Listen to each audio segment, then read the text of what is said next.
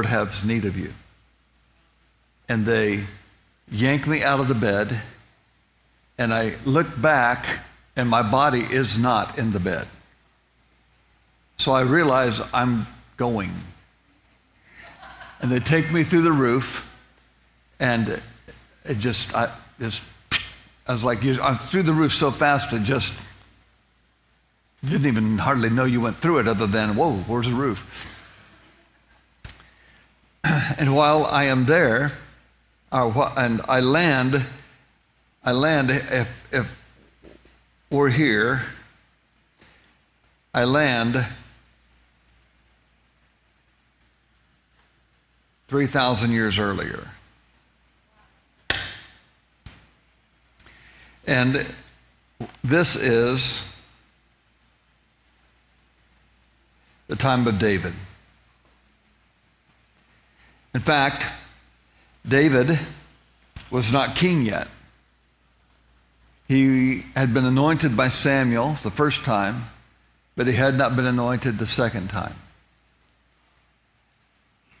And I land, and I know what I'm to do. I can't tell you how I knew. I land. I just land. And I land in a marketplace of Jerusalem. And it's covered with like a brush arbor type of covering. One side is, and then there's a street that's 3 chariots wide, and then on the other side is this same look on the other side, marketplace. And the first thing that I'm struck with is the stench.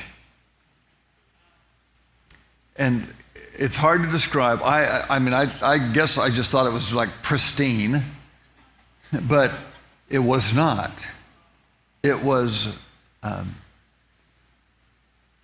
urine, animal urine, mixed with human urine, mixed with melons, mixed with flies, mixed with meat, mixed with things hanging, peppers, various things hanging, mixed with beans,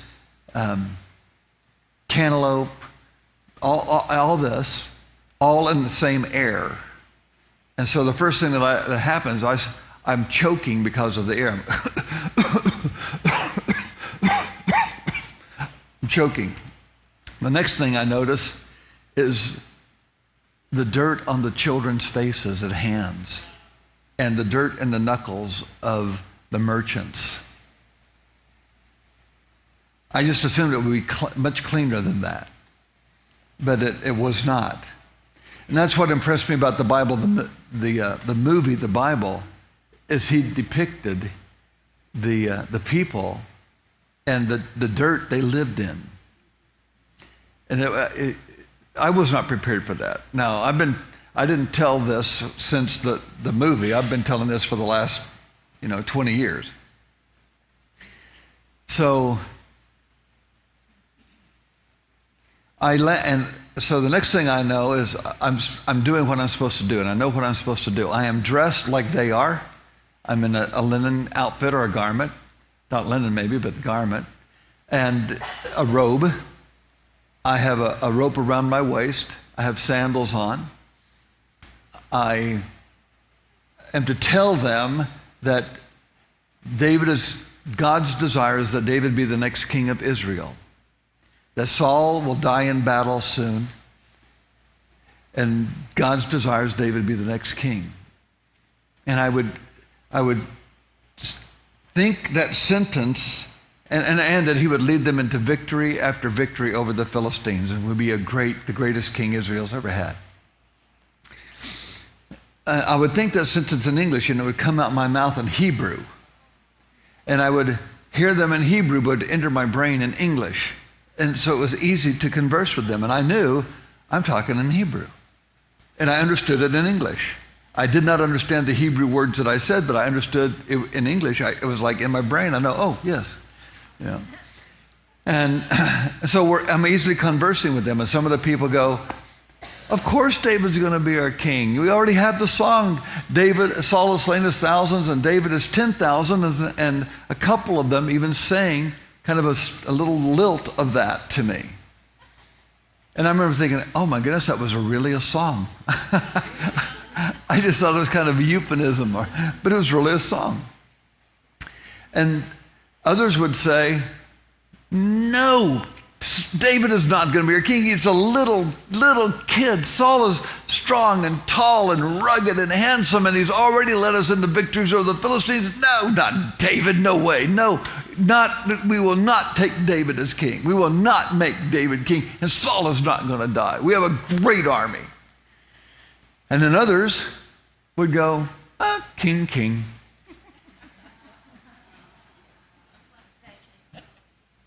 So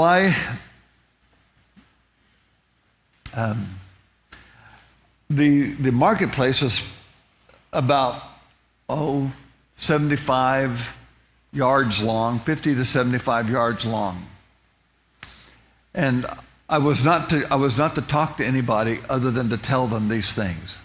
So some of the people would say, "Are you a prophet? We need to hear from a prophet. Are you a prophet?" And I'd go, "No, I'm just a man of God trying to do what God has asked me to do. Leave me alone." And I would move on. I'd grab me by the arm, I'd yank my arm out of the arm and move on down the street. In the meantime, while I'm moving down the street, I'm thinking, my wife is not going to be able to collect our insurance policy.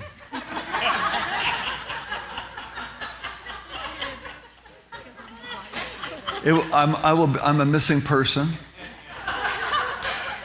It'll be 7 years, and she's going to think I left her with all the people in Jerusalem. I'm thinking, what am I going to do for a living? Well, by hobby, I'm a carpenter, but then I realized no power tools. So this is going to be different. This is going to be different. I'm not sure I'm that good at a handsaw anymore. I don't know where I'm going to stay. And so I'm talking to people, I'm moving, and in between people, I'm thinking these rational, cognitive thoughts. I get down to the end of the marketplace, and I look across the street. Well, actually, I was headed that way, but I look across the street, and a young man has been following me down the street. And I knew it was David, and he radiated light all around him. Very clear light. It was easy for me to see. And I'm guessing others saw it because I saw it so easy. And it's like he kept one eye on me and one eye on the person. He'd talk to somebody over there, but he watched me. So by the time I get down to the end of the street, I'm thinking, okay, I've got to find a place to stay. I've got to find a way to live. And because I can't get myself back. I cannot get myself back. And I, it's like I can't pick up a cell phone and call my wife. And I'm really worried about what she's going to be thinking, but here I am. What do I do? And so he motions to me, "You, come here." And I look around, and I go, "Who?" And he goes, "You, come here." So I walk out into the middle of the street. He walks out into the middle of the street, and he's not 5 foot tall. And he probably doesn't weigh 105 pounds. But he was very GQ-esque. I'm telling you, chiseled, kind of reddish face, but incredibly blue-green eyes. And he's looking at me in the eyes, and he reaches up and takes to take my hand. I reach and take his hand like this. And he had little bitty hands, small hands. And he had long, dark red hair, almost so dark it was almost black red, auburn hair. And it had waves in it, deep waves, not curls, but waves. And I mean, I remember thinking, this guy could have been a model. I'm telling you. You make him 6 foot or 6'2", this kid's a model. He'll make $1 zillion. And so he's looking at me, and he says this. He says, "I know who you are. I know who sent you, and we'll meet again." And at that moment, a cart goes by full of melons, and a burro goes by with gunny sacks of something on its back. And when they pass, whoosh, I'm taken. I land in bed and I'm bouncing in the bed. My heart is about to jump out of my chest. I can't catch my breath. Diane, my wife, rolls over and she goes, John, do you feel the presence of the Lord here? She rolls back over and goes to sleep, and I'm going,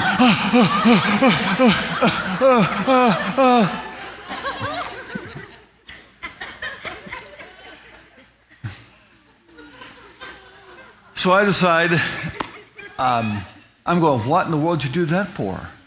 Why did you do that to me? You think I'm going to be able to tell people this? What did you do? Why did you do that? What is going on? And I heard the Lord. And here's what he said, and it's all he has ever said. He said, I never do anything. No, he said, there's more to the great cloud of witnesses than you understand. And I never do anything without a witness. And I realized he took me back in time because I could witness what happened after David was king. And I realized I wasn't the only one he had done this with. Various people in time had been taken back to tell David was to be king. And I knew I don't know what there's different levels of it or categories of it, but whatever there is, I was part of a great cloud of witnesses on that issue. And so I tell you that because it's a type of portal. Eye has not seen, ear has not heard, nor entered into the heart of man the things that God has prepared for those that love him. My authorized by myself version of that is, if you can think of it, it's not strange enough in God. Well, I decided I was going to go down and tell the group as if it was a dream. So we have from 7 to 8, we have prayer, and from 8 to 9, we had breakfast, and then at 9 o'clock, we would leave to go on the tour. So 7 o'clock, I go down, and I'm going to tell the people this strange dream that I had. And I start to tell them, and about a minute and 18 seconds into it, I realize I made a mistake. Because now they're thinking, we're in Jerusalem with a cult leader. He paid our way here. He's got our tickets. He's paying for the hotel. We're never going to get back. And the Kool-Aid is coming out pretty quick.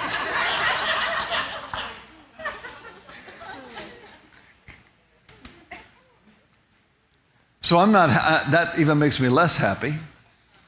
And so we finish prayer, we're eating breakfast, and the tour guide comes and he says, would you like to go to a new excavation in the old city? And I said, nah, let's go on to Masada.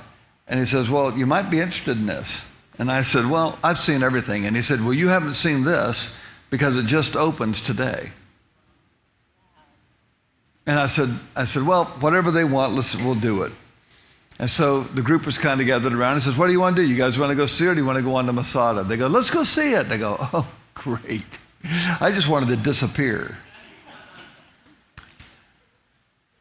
So we go into the old city, and I'm reading a placard in this excavation area that they had, and about what I was looking at. And I hear the tour group coming, and they're laughing.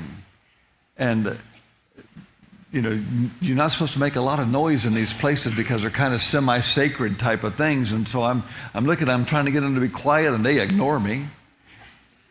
And so they come up to me and they said, John Paul, you got to come with us. And I said, well, let me finish reading this and I'll go. And I said, no, now. And they literally yanked me down the rest of the scaffold and down some stairs and down the hallway and down some more scaffolding and down and turned a corner and down another hallway and then turned left and took about 3 steps. And boom, there I am. They had rebuilt the marketplace at the time of David.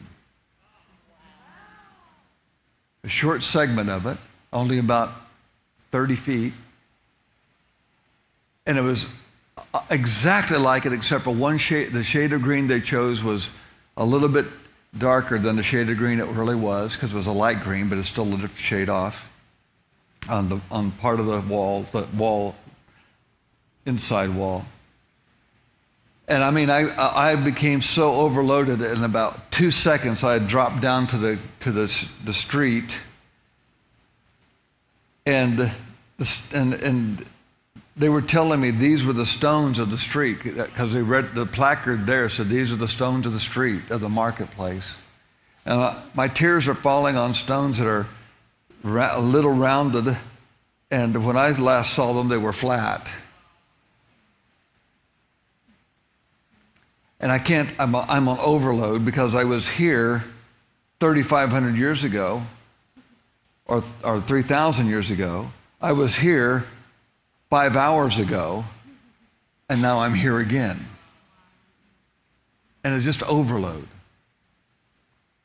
So when I got composed and I was able to stand up, or they helped me get up, actually. They took me down to the end of the excavation. It had 151st Psalm released from the Dead Sea Scroll Museum. I know there's only 150, but they released this. And it describes David, the smallness of his hands, the redness of his hair, a maker of harps, and says, God chose me, the least of my brethren, God chose me to be the leader of his great people, Israel. Blessed be the name of the Lord. And so the group knew I had not been here because it just opened. And everything I described, they saw built. And so, God again gave proof, confirmation to an unusual moment.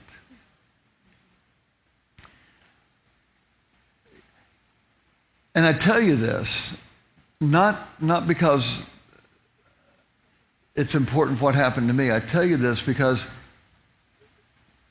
my mother and father taught me from my youth, God is still God. And he can do whatever he wants, whenever he wants. And I was raised with that. And that may be why so much happens to me. But I also know this, and I read it earlier,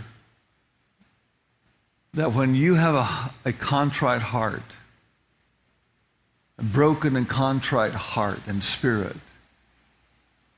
God will be close to you.